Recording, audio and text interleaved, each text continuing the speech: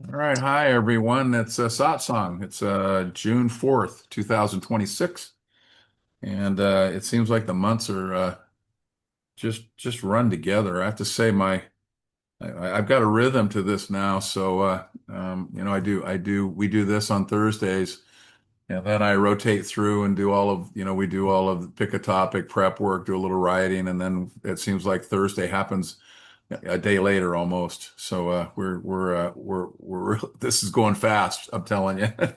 So anyway, hey, tonight we're going to work on chapter 98 out of I Am That, called Freedoms of Self-Identification.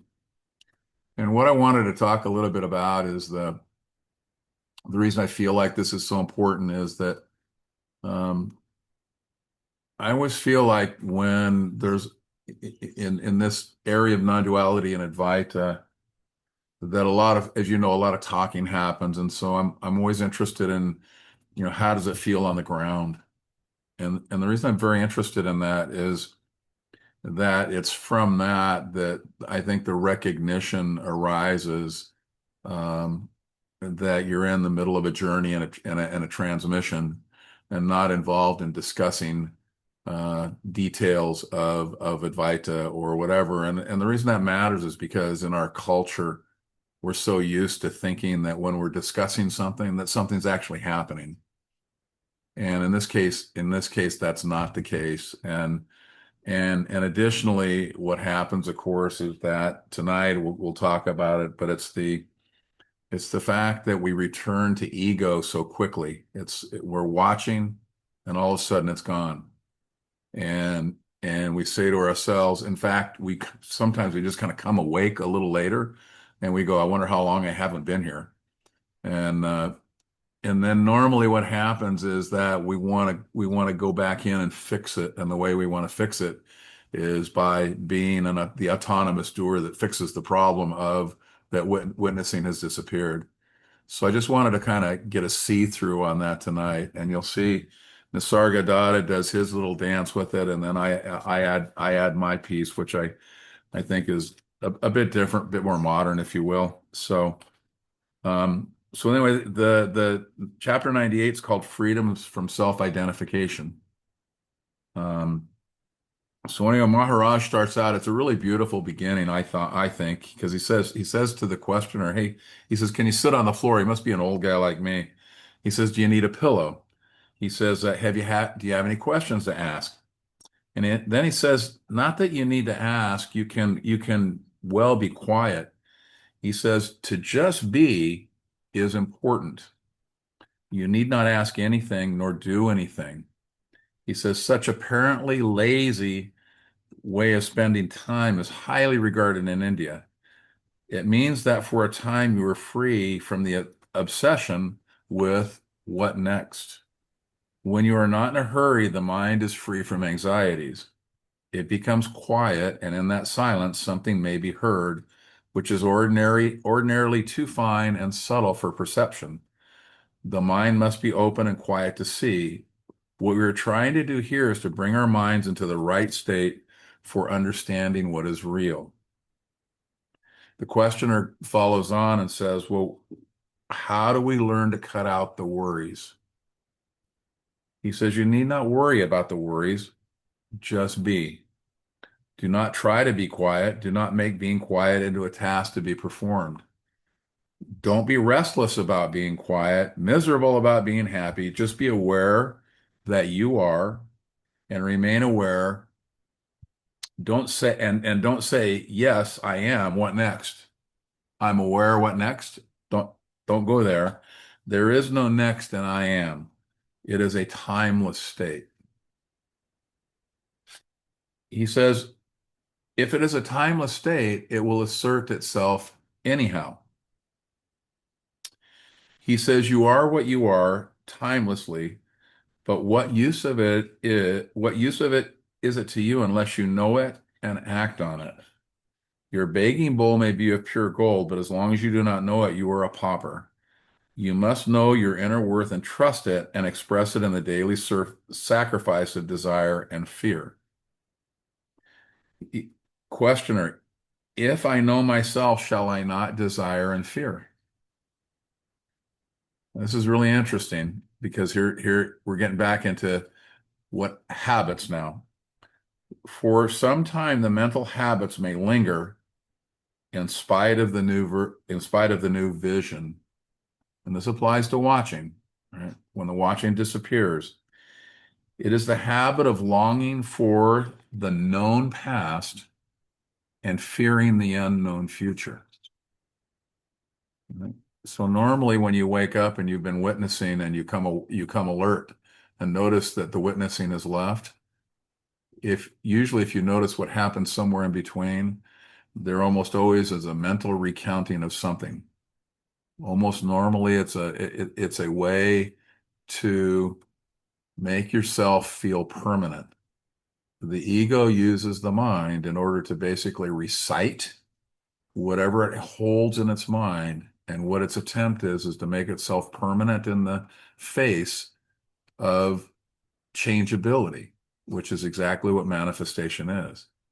And we know we're part of manifestation in terms of the body mind. And so there is no way for permanence to actually arise in the ego state. Right? So what happens is that when one is in silence, almost always a piece of fear will arise because one is facing an unknown future. And in facing that unknown future, what happens? There's an automatic behavior that triggers one into reciting. The mind begins to recite. And it's amazing when you watch your mind recite stuff because you ask yourself, like, why is it reciting that? Have you ever noticed that? Have you ever noticed your mind, it recites stuff and you're like, huh, I wonder who picked the topic tonight, right? Like, because your mind is out there and it might be talking about multiplication tables from when you're in fifth grade. Who knows? I mean, it seemingly picks these topics, but it recites them. Notice how it recites, right? That's what your mind does. He says, when you know these are of the mind only, right? When you know that when you're witnessing and this known past caves, the unknown future collapses the witnessing into the known past or the reciting, right? When you know these are of the mind only, you can go beyond them. As long as you have all sorts of ideas about yourself, you know yourself through the midst of those ideas, the mist of those ideas. To know yourself as you are, give up all ideas. You cannot imagine the taste of pure water. You can only discover it by abandoning all flavorings. Ramesh used to say that you can describe a mango, but you can't taste one. Right? As long as you are interested in your present way of living, you will not abandon it. Discovery cannot come as long as you cling to the familiar. It's only when you realize fully the immense sorrow of your life and revolt against it that a way out can be found. My throat's a little raspy, so if I'm putting a little lozenge in it, if that hopefully that won't bother anyone. I love that immense sorrow line. It's sweet, isn't it? Yeah. And I think that's the intuition basically reporting that you're not in the right place. And that's what has everybody in a satsang, right? The only reason one shows up in a satsang is the response to the intuition telling you that what's going on elsewise is not what's happening. That's not it. That's also a link to depression if you're not careful. Yep. He says, I can now see that the secret of India's eternal life lies in these dimensions of existence, of which India was always the custodian. And he's just talking about this very simple thing of seeing yourself as what you are, not as what you're not. And Maharaj says it is an open secret, and there were always people willing and ready to share it. Teachers there are many, fearless disciples very few.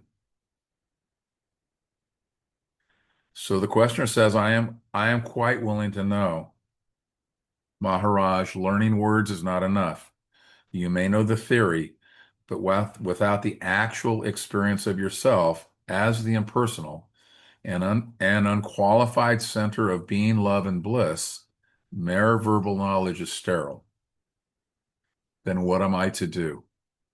The questioner, right? See, notice that's the default. What am I to do?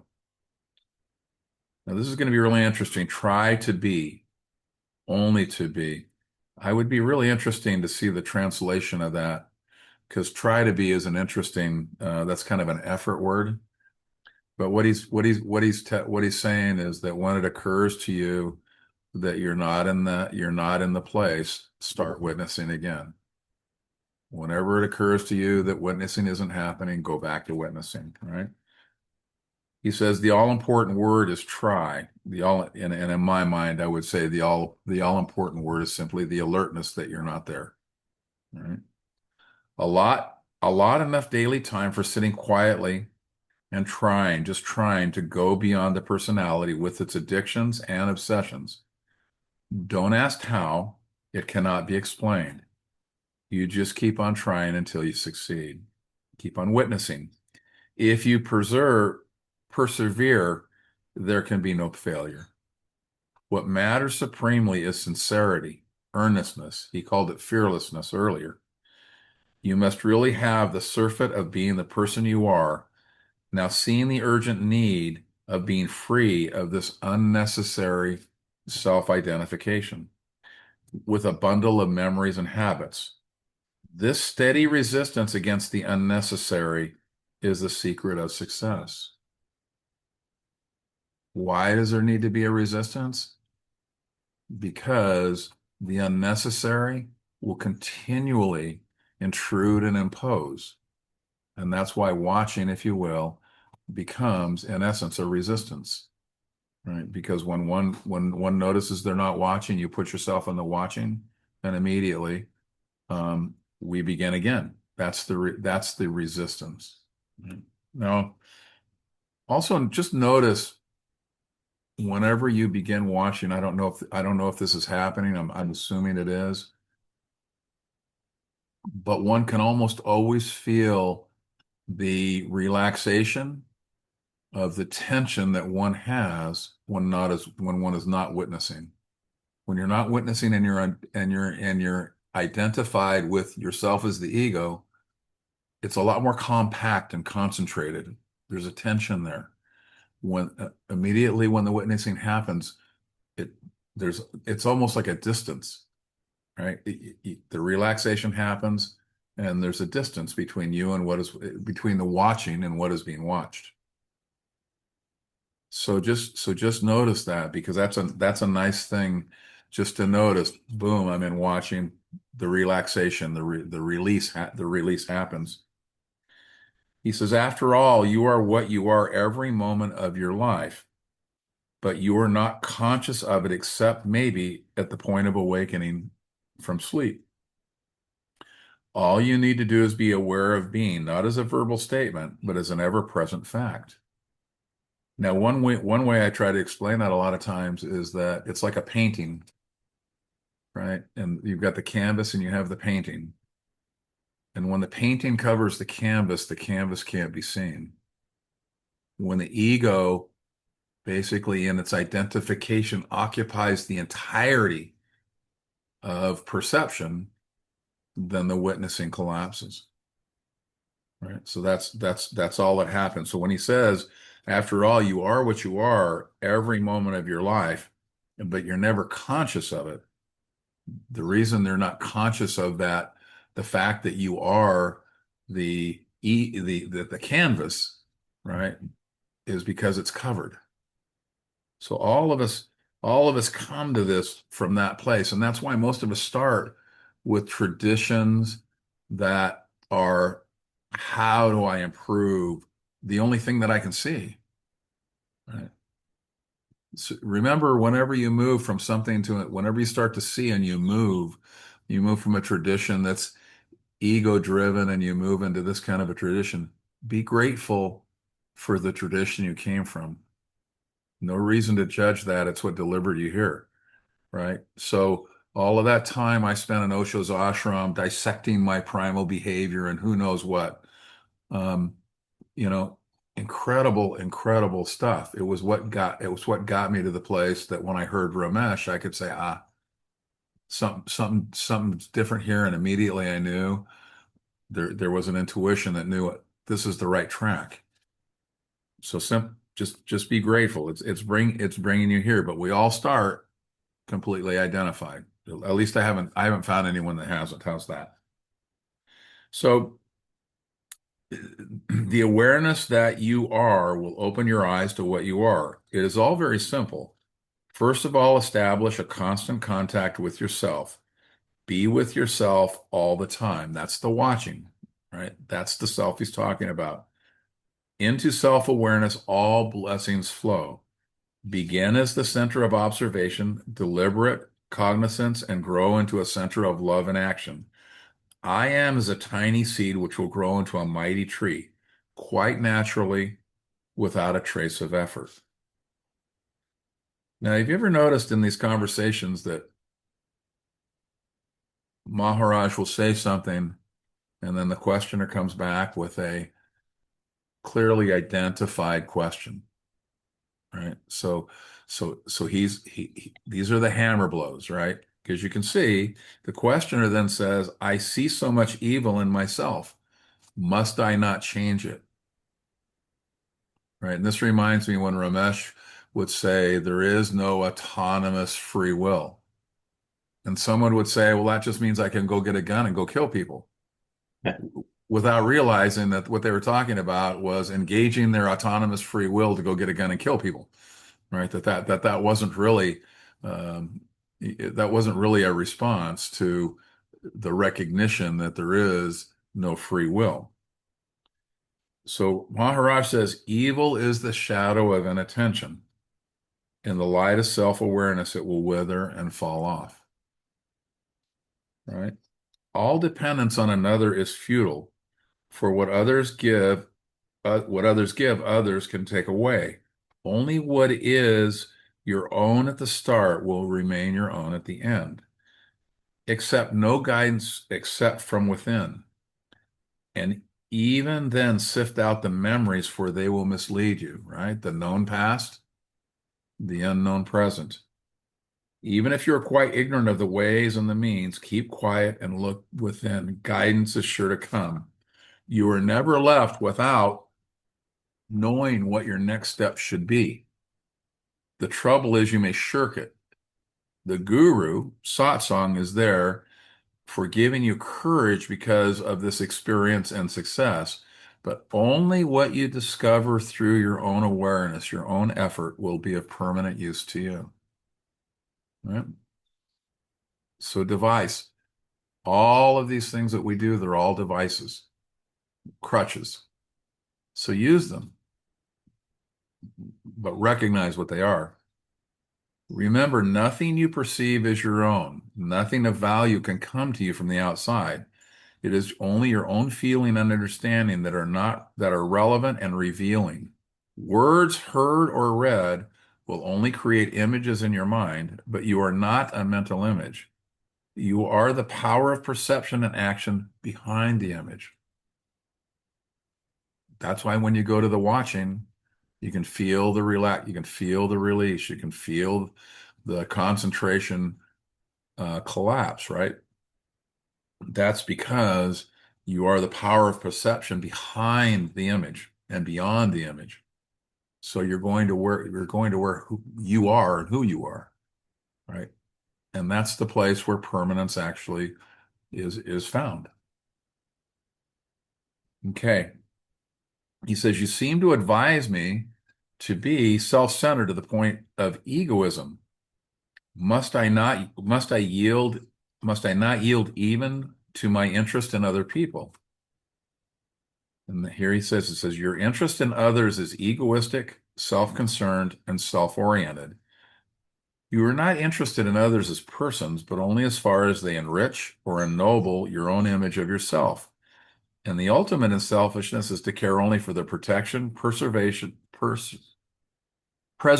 and multiplication of one's own body. And by that, I mean all that is related to name and shape, your family, tribe, country, race, etc. To be attached to one's name and shape is selfish. A man who knows that he is neither body or mind cannot be selfish, for he has nothing to be selfish for. Right? Or you may say he is equally selfish on behalf of everybody he meets. Everybody's welfare is his own. The feeling I am the world is myself becomes quite natural. Once it is established, there is no way of being selfish. To be selfish means to covet, acquire, or accumulate on behalf of the part against the whole. So one is in the whole. There's no need to worry about self-centered to the point of egoism, not a concern. And likely for most of us, we've been self-centered to the point of egoism quite a lot in our lifetime. So I don't think it's probably something that we need to fear about happening to us because it probably already has happened and happened enough. So that's just old territory, I would suspect, right? He says one may be rich with possessions by inheritance or marriage or just good luck. And he says, if you do not hold on to, it will not be taken from you. Right. He says in your question, this is to Maharaj, in your present state, can you love another person as a person? And he says, I am the other person. The other person is myself. Then in name and shape, we are different, but there is no separation. At the root of being, we are all one. He said, is it not so whenever there is love between people? He says, it is, but they are not conscious of it. They feel the attraction, but do not know the reason. Right? So the difference between so think about how consciousness, the I am, the extrusion of I am is I am, fill in the blank, right? Love in the universal consciousness is a recognition that I am you and you are me. In the extrusion, the feeling is the same, right? But it gets identified and pulled into pieces. So now I love Gian or I love Ron and Ron loves me. That's a statement of what's in the separate extrusion, right? I am Gian and Gian is me is an expression of the universal love and watching, right? And watching that can be immediately felt. He says, why is love selective? And of course, you know what Maharaj is going to say, love is not selective. Desire is selective, right? So that's why you see Buddha talks about desire all the time. Why desire is an activity of the separate, right? Just plain as he says, in love, there are no strangers. When the center of selfishness is no longer, all desires for pleasure and fear of pain cease. One is no longer interested in being happy. Beyond happiness, there is pure intensity, inexhaustible energy, and the ecstasy of giving from a perennial source. Right? It's really interesting. You probably all know I love dogs, so um, and I laugh at myself because this is when you get older, you start to do old man things. So this would be something I would have laughed at other people for doing when I was younger, and now I do it.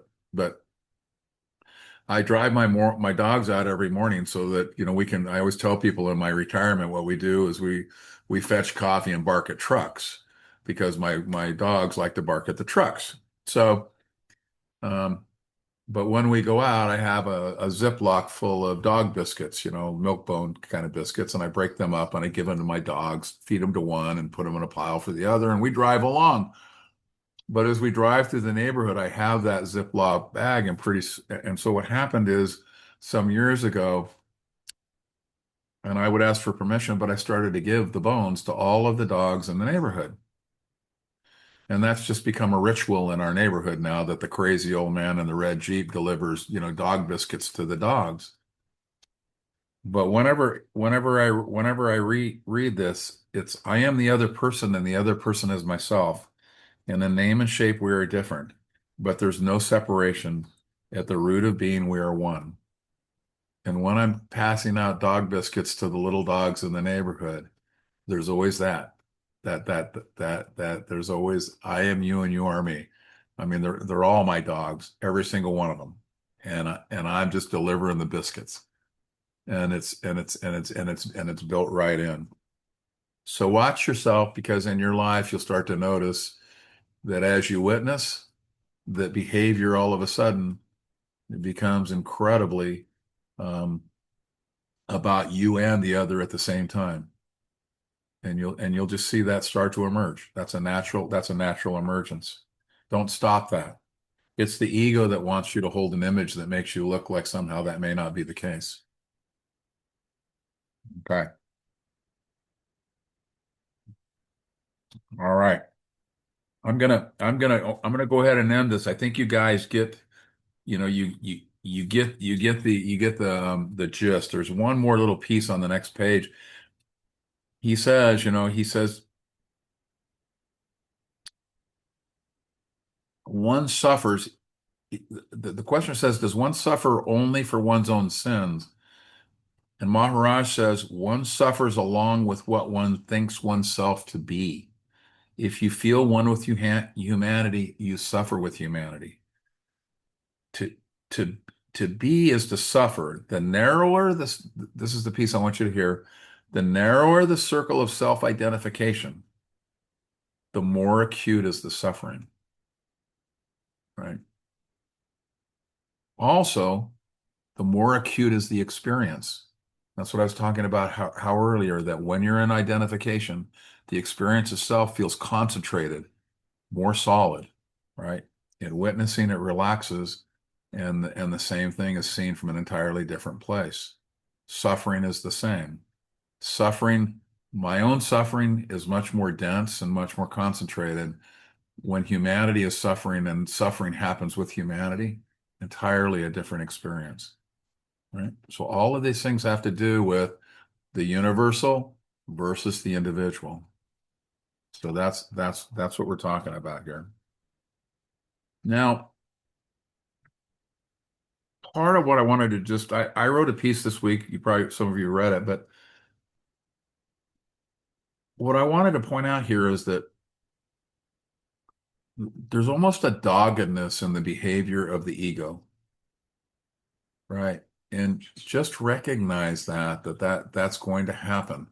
And a lot of times that's going to make watching feel futile. It's futile. It's going to make what we do feel futile, right? And so I just want, it seems to me that if it's clear that there'll always be a return, and there's pieces of how we're built that once we've identified with these particular pieces, that they come back and back and back again. And so I wrote a piece called Identification and Automatic Behavior. And automatic behavior is this piece that's built in us, that it's the gift that keeps on giving, right? If you want ego behavior, it's the piece that holds it, and it delivers it to you all the time. So just recognize that that's going on within you. He says, we likely all remember when we learned to drive. I'm from California, so that's a birthright. If you're at all like me, you cannot help but remember the experience of learning to drive as utterly overwhelming. First, there were things in the car itself, right? The steering wheel, the brakes, the seat belts, the mirrors, transmission, foot pedals, turn signals, and so on and on. It seemed literally impossible to remember, let alone use all of these doodads. On top of that came the rules of the road, along with signs, painted lines, traffic lights, curbs, no curbs. Then add knowing how to execute driving with touch and feel, and you have a real myriad of stuff to attack simultaneously. You may think back to that time and recall that you had to focus just to get a part of the experience handled. Do you remember how awkward it was? You had to think of every item, put the car in gear, use the gas, check the mirror, read the sign. I can still see the thoughts racing across my mind, asking how this was even possible. I would watch others drive and feel certain I would never be able to do that. And it was happening right in front of my eyes. And then something magical happened. In a scant few weeks, I would cruise out to the garage, flip up the door, throw the keys in the car, put it in gear, bang out onto the road. and none of that thinking was happening. All of that overwhelm was simply gone. This is a perfect example of automatic behavior. What actually happened? Well, the human brain seems to operate in two phases. The first is simple present moment attention, what we might call ROM, random operating memory. This is awareness deployed for the task at hand, fully engaged in the here and now. And then there is random access memory, which holds things that can be recalled at any time. As humans, we have a RAM box called automatic behavior. All of the things we've learned, but no longer need to consciously attend and sit available to. Connected to, here's the bad news, a catalyst or trigger. That's the reason the ego always jumps in there. Egoic behavior happens. It's sitting in a box ready to go. When you drive, the automatic behavior reacts based on the input it already has classified and stored. It is beautiful, an efficient function that allows the human body mind to extend itself much further than we might expect. Think about it for a moment. If all you had was the kind of mind where you had to identify each step every single time, our capability of extending ourselves would be much, much more limited. But because these things get stored, it allows us to do other things. So you can be teaching poetry in the front of the room and grabbing a book and moving this and that, and actually the teaching of the poetry is happening. That's where the focus is, and all that other stuff. That's all out of the automatic behavior box, right? So that's the good news, is that it extends us like that. The other side of the gift is this behavior is stored as trigger actuated. When the trigger is recognized, the automatic behavior engages with no story present to check whether it's the appropriate response. It simply fires, and in that firing, witnessing disappears. The Starman problem. I don't know if any of you folks remember this movie, one of my favorites. There's an old film in the 1980s called The Starman, where Jeff Bridges plays an alien who must make a long drive across the country with his human companion. His character seems to simply absorb whatever behavior he observes and replicate it on demand. So he onboards his co-star's driving style, which turns out to be aggressive, particularly on yellow lights.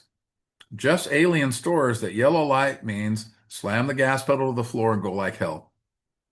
When he takes the wheel, he employs this at a light where a large semi-truck loaded with hay creates a near catastrophe. The exchange that follows goes something like this. I thought you watched me and knew the rules. I did watch you, and I do know the rules. But you almost got us killed. The rules are red light stop, green light go, yellow light go very fast. Those are the rules. What's that? It's automatic behavior. Absorb from a story, trigger actuated, executed without the slightest inquiry into whether it serves the moment.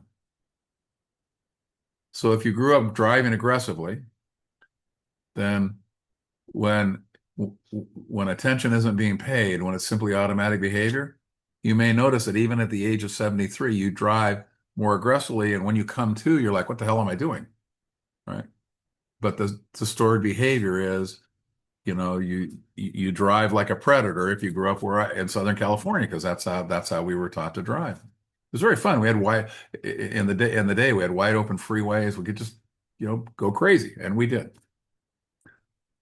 He says this process is entirely reactive. When the trigger is recognized, the behavior fires, no story checking, and no present moment discernment. The RAM box does not pause to consider whether the original learning applies here. It simply responds. And this is worth sitting with, because most of our stories operate exactly this way. They were written early, absorbed completely, and have been running automatically ever since, often without a single day of review. The dogs know this. I love dogs. In my later life, I've had the privilege of adopting several rescued dogs. I love these guys. That said, rescued dogs come with their automatic behavior already installed. Many times these behaviors are responses to abuse they may have suffered in earlier lives. There is no doubt that when they are in my care, they have nothing to worry about. I know this. They seem to know this as well. But I always have to watch and see how they react to different movements of mine. as they will react. They have triggers that activates behavior stored in their canine memory. Over time, they may adjust, but some are so indelible that no adjustment ever happens, right? My little one, for instance, the little pit bull, he was incredibly abused. I got him even early. And to this day, when I want to engage with him, I sit down on the ground. I never ever am above him. That's just how that works, right? And if I tower above him, you can hear it. You hear a little growl come out. That's autumn. He's letting you know. You know, uh, don't like that. I love this as a mirror of how sentience is built. You and I are the same. We have triggers that throw us into so-called independent behavior. Is there such a thing? We likely have never asked that question. The trigger flares, the Rambox response, and the identified self is right there to claim authorship without ever having been consulted. Ramesh Balsekar used to speak of taking delivery of the story. This is precise. Every automatic behavior operates in service of a story, and the story, when no longer consciously recognized, is the blueprint the behavior is built on. The driving the story is one of the cleaner examples. Who does the driving? I do. That I is the story. And that story does not announce itself. It operates silently in the background, shaping perception and response without asking. Pepper, quit it. Come lay down. Come lay down. See, taking delivery is the moment now long forgotten when the ego first claimed the automatic that incoming perception as its own. Right? That's where the behavior comes from. That's how do I react to whatever this is?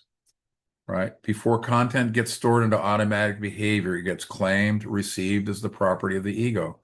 That originally taking of delivery has now become so habituated that it happens automatically as well. Story builds on story, identification compounds identification, and most of us are operating from assumptions we stopped examining decades ago.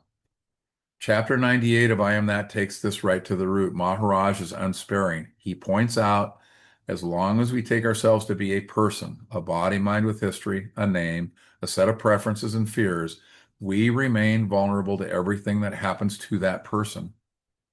Every threat to the story is experienced as a threat to what we are. And the ego, having absorbed that story into its RAM box, defends it automatically. No inquiry required.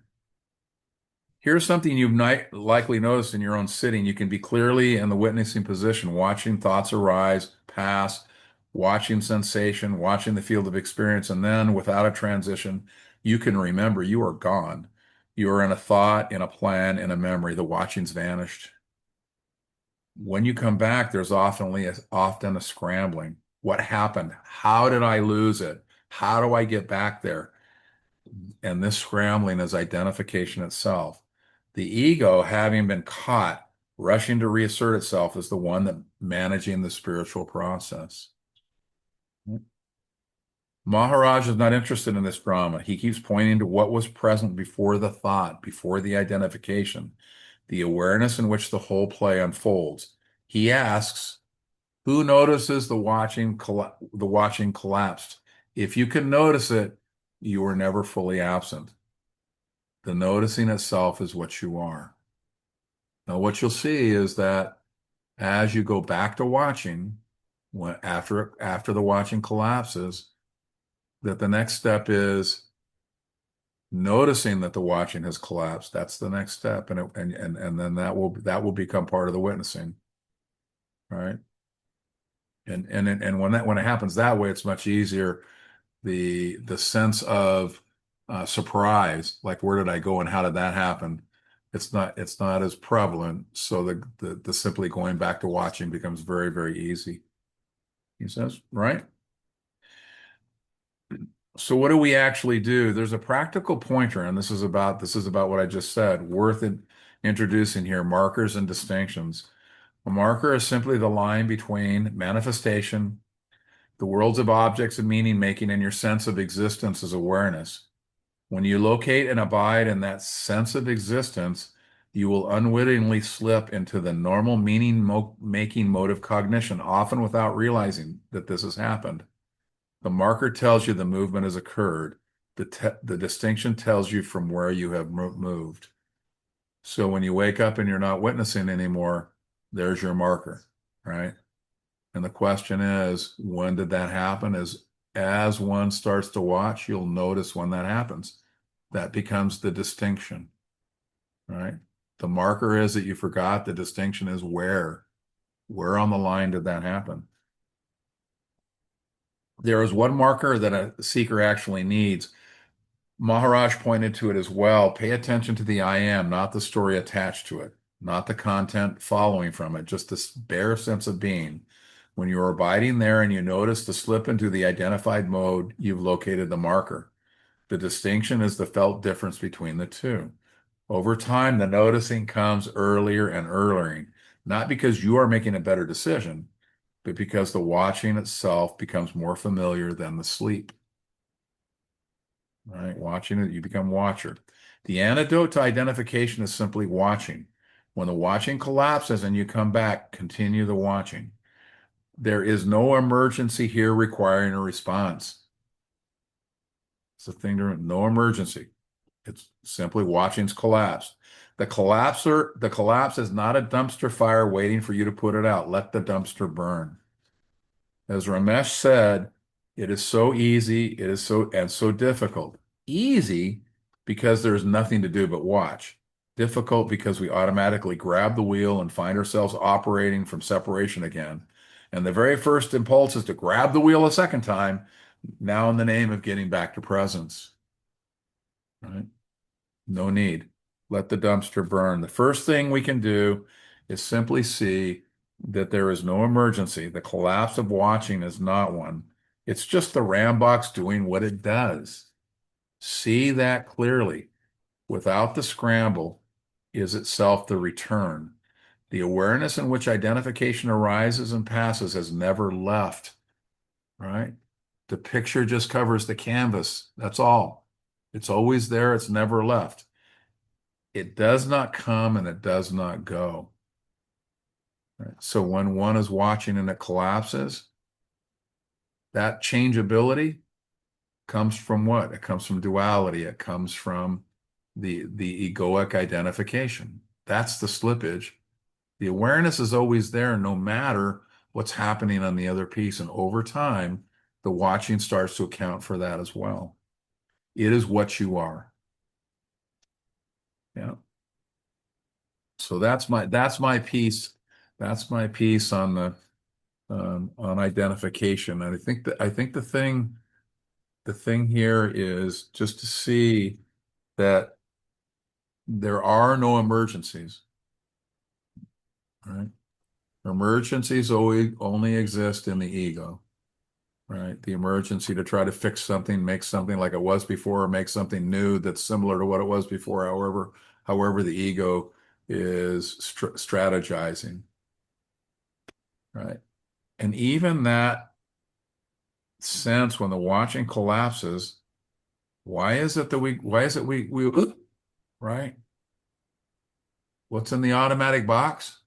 Oh shit, I'm not doing what I'm supposed to do, right? Whenever I'm not doing what I'm supposed to do, bang, we get the notice, right? And we react. I better go and I better be doing what I'm supposed to do. Watching's not a function of me doing what I'm supposed to do, right? So now your response is actually tying itself to something. It believes that when the watching collapses, that it's because I'm not doing something I'm supposed to do, right? That's what its trigger is. It believes that's a trigger. It's not a trigger. When the watching collapses, that's not a trigger. That's the thing. That's the thing to remember. Go back to simply, gently go back to watching. So when Maharaj says try, right, gently go back to watching. He's not talking about getting freaked out and rushing back to fix anything. That's not what the word he's using the word try. As I said, I would love to see what the original word is because I'm guessing that it's something much softer than what we think when we use the word try, because try almost always includes effort, and effort almost always is the ego doing something, right? Can I say something about that? Yeah, please, because I'm just at the end of my piece. Okay, I didn't mean to be rude or anything. Oh, no. Sometimes I wouldn't care try. if we were. Okay, well then shut up, will you?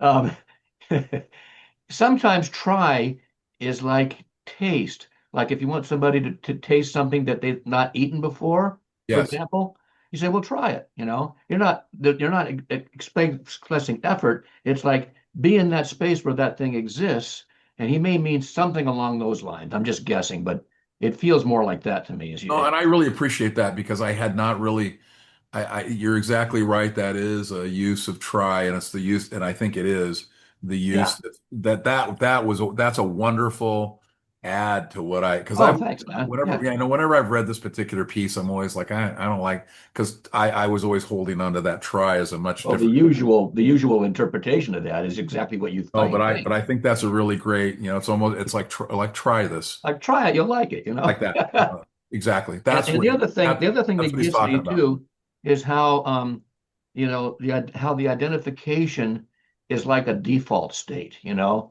Like if you're not in the space where you're witnessing things with effortlessly, and you maybe your attention is distracted, the default state rises to fill the void, you know.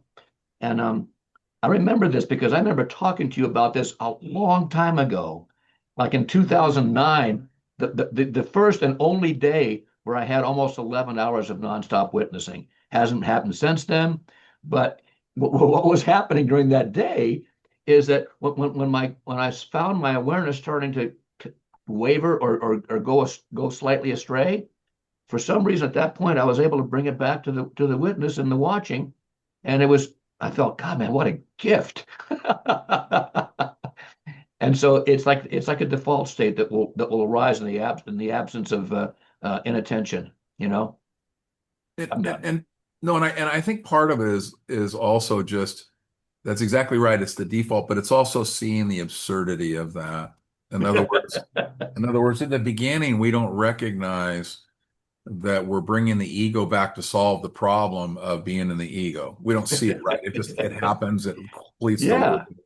Yeah. But once you see, right, just see the absurdity of that, and then when the ego kind of goes, like when that happens, that feeling happens, one can go, oh yeah, I know this, right? This one's already been marked, no dumpster fire, Yeah. just go Yeah. back, just simply move gently back to witnessing, not a I, related to that, an idea popped in my mind just yesterday, and the idea was this, and I kind of like this as a catchphrase. It might be useful. When you get a glimpse that you are truly not a person, it becomes less likely for you to take things personally.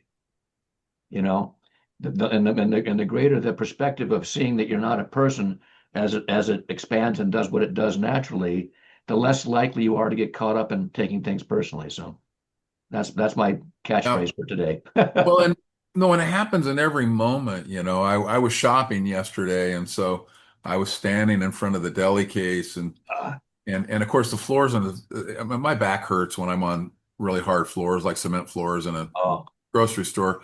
So I'm at the deli case, and and of course, I'm kind of my fingers are on the case itself because I'm trying to just relieve the pressure on my back or whatever. And I'm having a yeah. good conversation with the guy who's helping me and everything. Everything's wonderful. And somebody came up to me and sir, and they explained to me how these cases were so special and they needed to be cleaned and could you see all my fingerprints on them and everything like that. Yeah.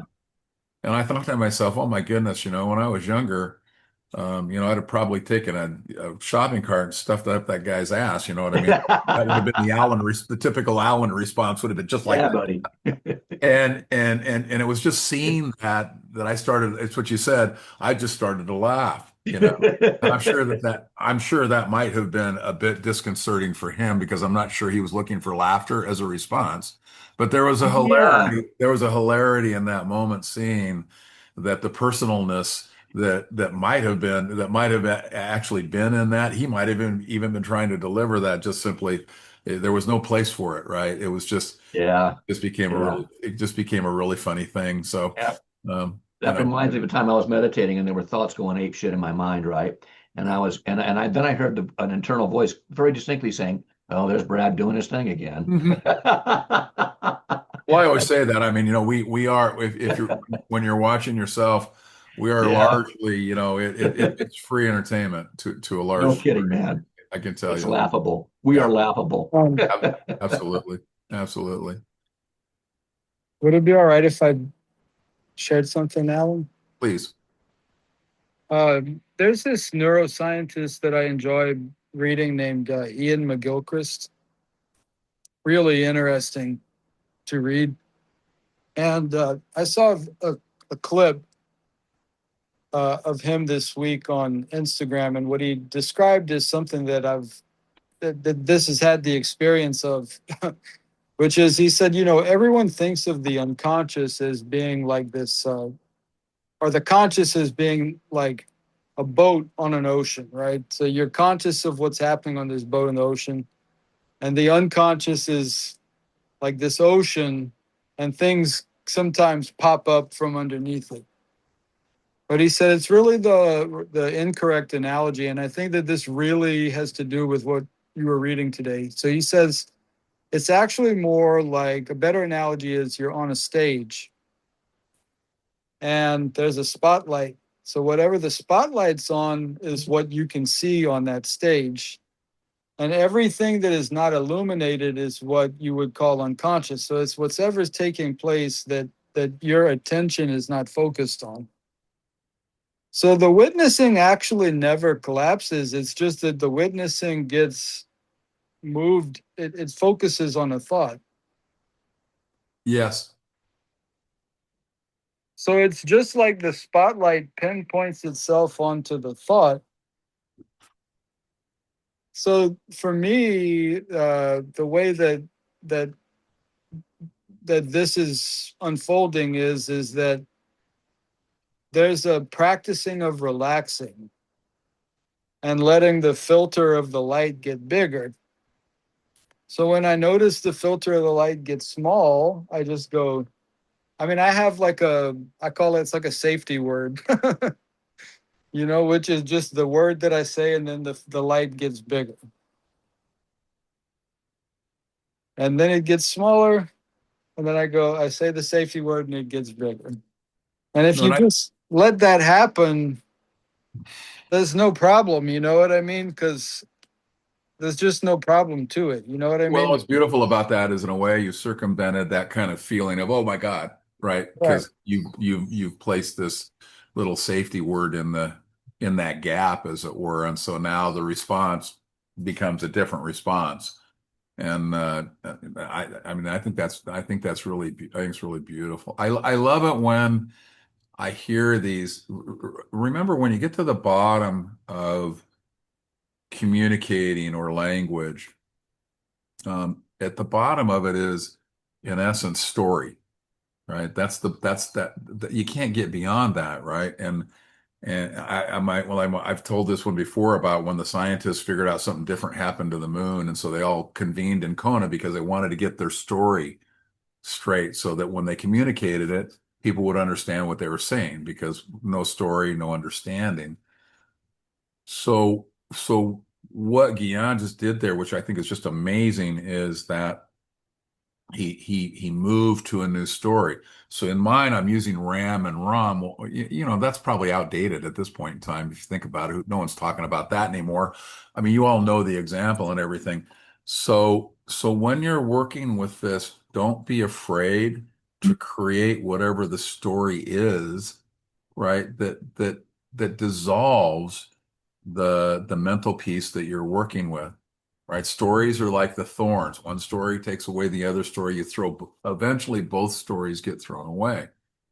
But don't, but what Guion just did, which I think was just beautiful, was rather than sitting on the one story, he talks about this.